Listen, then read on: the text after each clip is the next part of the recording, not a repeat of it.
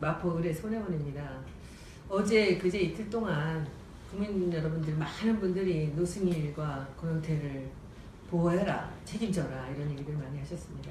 그래서 제가 페이스북에 여러 가지 글들을 올렸지만 그래도 본인을 만나 뵙고 다시 한번 이 위험한 국민들이 위험하게 하고 계시는 이 부분에 대해서 좀 강구를 해보려고 노승일 씨를 모셨습니다. 안녕하세요. 오늘은 저희 방입니다. 그리고 제가 뭐 제 힘으로 노승일 씨를 보호할 수 있는 더 이상 방법이 없죠. 저는 언론에 노출을 시키고 그리고 제가 할 수 있는 방법으로 하고 있는데 여기서 아무래도 제가 위험해서 경찰을 불렀습니다. 안녕하세요. 네, 안녕하세요. 네. 경찰 아저씨 안녕하세요. 전직 경찰입니다. 그렇구나. 네, 한방 경찰은 영원한 경찰 아니구나. 영원한 경찰은 맞는데요. 네. 그래도 또 이렇게 전직을 안 붙이면 네. 또 사칭 뭐 이런 문제가 되기 때문에. 네. 그래서 그동안 이 노승일 씨 얘기가 나올 때마다 우리 표창원 의원님이 계속 의견을 내주셔서 네. 페이스북이나 트위터에 제가 그걸 계속 보고 있었습니다. 그래서 결국은 프로페셔널이 이 일에 관여하는 게 좋지 않을까 해서 한번 본인이 지난번 국정원 댓글 사건 때 당했던 얘기도 좀 하시면서 여기서 하나 팁을 좀 주신다면 그 간단한 팁을 좀 주셔서 국민 여러분들이 좀 마음을 놓을 수 있게 좀 해주시고 그 제가 팁을 드리기보다 우리 노승일 부장님이 너무 잘하고 계세요. 잘하고 계시고 제가 겪은 경험은 지금 현재 우리 노승일 부장님이 겪고 계시는 것에 비한다면 뭐 조족지혈, 세 발의 피였죠. 하지만 그 당시만 해도 많은 분들이 저에 대한 걱정을 해주셨던 상황이었으니까요. 2012년 연말에 국정원의 대선 개입, 여론조작 의혹 사건이 발생을 했을 때 제가 국정원과 경찰을 강도 높이 비판을 하면서 경찰대학 교수직을 사직하고 나왔지 않습니까? 그래서 막 큰 풍파를 일으키니까 많은 분들이 이제 걱정을 해주셨어요. 그러다가 위해를 당하는 건 아니냐. 저희 아내도 많은 걱정을 했었고 혼자 이제 산을 제가 잘 다녔는데 산에 가지 마라.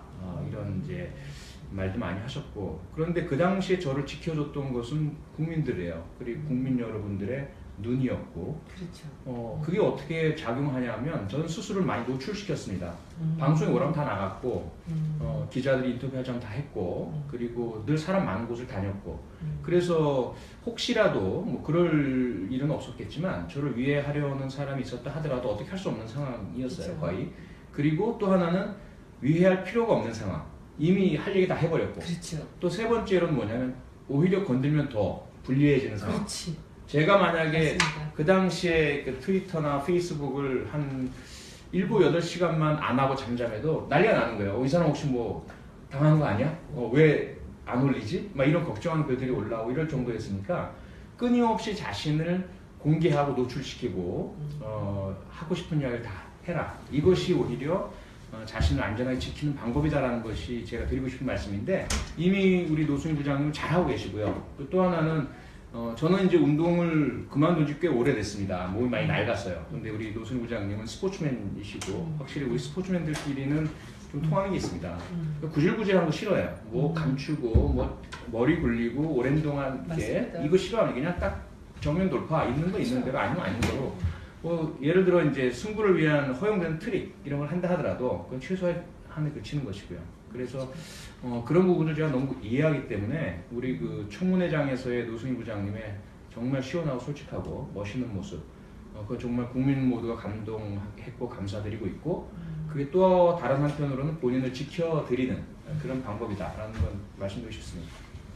제가 처음부터 말씀드렸던 게 그거잖아요. 노출을 해야 된다. 그리고 알고 있는 걸 다 까버려야 다시 다음 숨긴 게 없을 때 그때 이제 효용 가치가 떨어지거든요. 그런 관심을 안 주거든요. 본인 한번 처음 나왔을 때부터 지금까지 그 상황에서 어떤 지금 변화들이 일어났는지 한번 얘기 좀 해주시죠. 제가 일단은 10월 25일 날 이제 검찰에서 조사 받고 아무도 몰랐거든요. 제가 뭐 검찰에서 어떻게 조사 받았는지 그다음에 정동춘 전 이사장은 저한테 이제 독일에 가지 않았냐 그리고 뭐 독일에서 갖고 온 자료가 있지 않냐 그런 걸 저한테 물어봤었고 저는 없다라고 이렇게 말을 했고 그다음 재단 직원들한테도 어떤 거에 대해서 조사를 받았다 이런 얘기를 한 번도 한 적이 없거든요. 그리고 이제 제가 이제 저는 이제 밝힌 거는 이제 박영선 의원님 통해서 이제 그 녹취록을 공개를 했고 또 한 가지 또 정말 저로서는 이제 더 다행이었던 게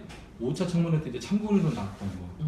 그다음에 이제 마지막에 이제 제 신변을 보호해줬던 건 마지막 7차 청문회가 아니었나 그 생각을 해요. 5차 청문회 때는 정말 제가 드릴 말씀이 엄청 많았는데 조금밖에 못했거든요. 그때 우리 편인지 예. 사람들이 다 몰랐어요. 그러니까 우리 편인지 모르고 이완영 의원이 부른 거예요. 근데 얘기의 맥락이 이렇게 움직이는데 보니까 우리 편이더라고요. 제가 보기에. 그래서 여기서 우리 편은 우리 편이 아니고 진실의 편, 아, 죄송합니다. 국민의 편, 우리 국가의 당이었어 편. 이제 네. 좋아 국민의 편. 네. 그래서 이제 질문을 했고 그 다음에 이제 7차에서도 이제 본격 그때는 뭐 다른 증인들이 많이 안 나오셨기 때문에 그때는 사실 노승일 증인한테는 절호의 찬스였습니다. 그리고 이분이 안 계셨으면 7차 청문회는 이루어질 수가 없을 정도였어요. 동무대였지, 그죠? 예, 그리고 나니까 이제 본인이 알고 있는 것들도 많이 까고 그리고 이제 여기까지 왔는데 지금은 뭐 따라붙는 사람도 별로 없을 거예요. 이제는 노승일을 누가 함부로 못 건드리죠. 외래 이제 갖고 있을 때는 되게 불안했거든요. 그렇죠. 제가 신변의 위협을 가장 많이 느꼈을 때 독일이었었어요. 예. 진짜. 이 자료를 다 스캔해 놨는데 그 몸수색을 당할까봐 그 세 개로 나눠서 이제 증거물을 갖고 들어왔고, 근데 다행히 이제 몸수색도 안 당했고, 근데 독일이 굉장히 위험했었어요. 저로서는 타국이었고 아는 사람도 없었고 영어도 못하고 제가 위험에 처했을 때 어떻게 대응할 수가 없었는데 한국은 아니잖아요. 저의 홈그라운드인데 그래서 제가 굉장히 지금 안전하고 뭐 시간이 가면 갈수록 신변에 대한 위협 같은 거는 많이 털어진 상태예요. 버려진 상태고 영태도 조금 이제 그 신변의 위협보다는 본인도 좀 나와서 이렇게 얘기하면서 많이 좀 이제 가벼워져야 되지 않나 생각을 좀 해요. 근데 고영태 씨는 그 지금 노승일 씨보다 더 아는 게 많잖아요. 더 오랜 동안 최순실 씨랑 같이 일을 했고, 그렇죠? 예, 아무래도 그런데 저는 오늘 어제 최순실 씨가 저렇게 당당하게 고영태한테는 모든 책임을 이렇게 미루는 걸 보니까 이 고영태 씨가 차라리 이렇게 숨어 있는 게 더 위험하다는 생각이 들거든요. 지금 나와야 돼요. 대신 신문이라도 해야 되는 거 아니에요? 경찰로서 어떻게 해? 그러니까 물론 이제 고용태 씨가 어느 정도 개입을 했고 스스로가 이런 국정농단, 특히 정경유착 범죄에 발을 담궜는지는 정확히 모르겠습니다. 그런데 분명히 오래 일을 할수록 그 행위 자체의 어떤 공범성이 아마 더 많을 건 분명해요. 그러다 보니 제가 충분히 이해하는 건 뭐냐면 고용태 씨의 지금 입장과 마음을 이건 잘못했다라는 걸 분명히 느꼈던 건 확연히 보여요. 이건 아니다, 잘못했다. 그래서 그냥 넘어가서는 안 되겠다. 진실을 이야기해야 되겠다라는 그 기본적인 순수한 마음 분명히 읽혀지는데 거기 또 하나 붙어 있는 게 뭐냐면 그런데 있는 걸 다 내놓을 수는 없다. 왜? 내가 알고 있고 내가 했던 것을 다 내어놓게 된다면 나도 잘못한 부분이 있고 나도 연루된 부분이 있고 이 부분이 나도 역시 구속되거나 혹은 여기에 덧붙여서 그 부분만 있는 게 아니라 내가 이만큼을 더 한 것처럼 오해받을 수도 있다. 이런 두려움들이 함께 있는 것 같아요. 그러다 보니까 그동안 청문회에서 꼭 필요 최소한도만 이야기하고 일부는 특히 태블릿 PC 등과 관련된 일부에 대해서는 사실이 아닌 이야기도 하고 이런 부분들이 저는 이제 그 감지가 돼요. 근데 지금 그런 상태에 있는 그 고용태 씨는 첫째로 위험 여부에 대한 부분이 문제가 된다면 더 위험할 수 있는 상황이다. 그렇죠. 차라리 있는 걸 다 내놓는 게 안전하다. 그렇죠. 두 번째로 본인의 심리적인 갈등, 번민, 고민 이 부분 역시 해소되지 않는다. 절대로 시간이 간다고. 그렇죠. 있는 그대로 차라리 다 내놓는 게 낫다. 그리고 제가 한 30년 동안 범죄 문제랑 살아왔잖아요. 그런 경험에 비춰보더라도 이 경우 고용태 씨가 어떠한 행위를 어떻게 했든지 간에 다 내놓는 것이 본인에게 돌아갈 책임을 최소화시키는 유일한 방법입니다.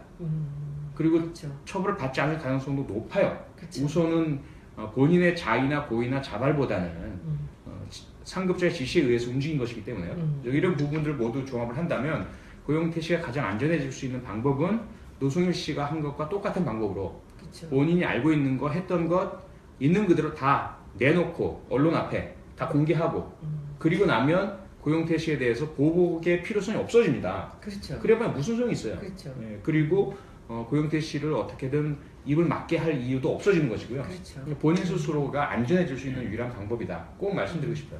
왜 안 나와요? 그 첫 번째는 뭐 신변의 위협 때문에 신변의 위협이 지금이 더 위협이라니까. 본인은 또 그렇게 생각할 수 있어요. 예, 본인은 그렇게 생각할 수 있어요. 저는 저 같은 경우에는 갖고 있는 거를 꺼집어내면서 저도 마음도 가벼워지고 거기에 대한 두려움이 많이 사라졌거든요. 그렇죠. 네, 영태도 마찬가지로 저와 같은 좀 근데 생각을 친구가 해봤습니다. 좀 그런 설득. 제가 제일 먼저 누구를 소개해줬어요. 김어준 씨 소개했죠. 네네. 제가 보기에는 그냥 기자가 아니라 그냥 언론이 아니라 노승일 씨나 고영태 씨를 옆에서 가장 동생같이 챙기면서 감싸주면서 보호해줄 사람이었기 때문에 네. 제가 김어준 씨를 소개해서 제일 먼저 그 김어준 씨 그 뉴스공장에 나갔던 것이죠. 그랬고 그 김어준 씨 다음에 이제 주진우 씨가 연결이 같이 되면서 변호사도 그쪽 사람들을 제가 두려움이 없고 이 사람들은 정의를 위해서 싸우는 사람들이고 그리고 어떤 기자들 같이 자기들 이익만을 위해서 써먹고 버리는 사람들이 아니기 때문에 제가 김어준 씨 소개한 거거든요. 예. 그리고 굉장히 안정감 있죠. 네네. 예, 그리고 형 동생 하면서 같이 여러 가지들을 도모를 하고 있습니다. 그래서 저는 고영태 씨가 반드시 나와야 된다고 생각합니다. 마지막으로 경찰 아저씨께서 네, 네. 고영태 씨 영상 메시지 하나. 네, 고영태 씨뿐만 아니라 이성한 총장도 마찬가지죠. 이성한 총장. 네, 예, 네, 네. 이성한, 고영태 두 분, 정말 저보다 젊은 분이고 참 멋진 분이라고 저는 생각을 합니다. 물론 이제까지 최순실이라는 잘못된 사람과 만나게 되면서 본인이 원치 않았던 일에 연루된 부분들이 분명히 있을 겁니다. 그리고 아직까지 본인들이 겪었고 봤고 알고 있고 한 내용들을 다 내어놓지 않았습니다. 국민 앞에, 국가 앞에, 또 역사 앞에. 이 부분이 여러분들을 더 위험하게 만들고 있고 또 여러분을 더 불안하게 만들고 갈등하게 만들고 범민하게 만들고 있습니다. 그건 분명한 사실입니다. 저를 믿으십시오. 그러니까 부디 고영태, 이성한 두 분 자신들이 알고 있는 모든 것들을 국민 앞에 언론을 통해서건 어떤 방법을 통해서건 다 내어놔 주시기를 부탁드리겠고요. 그렇게 하는 것만이 두 분을 안전하게 만드는 길이고 보호하는 길이며 또 마음의 짐을 내려놓게 할 수 있는 길입니다. 부탁드립니다. 여러분들 잘 보셨습니까? 짧게 굵게 페이스북 라이브를 마칩니다.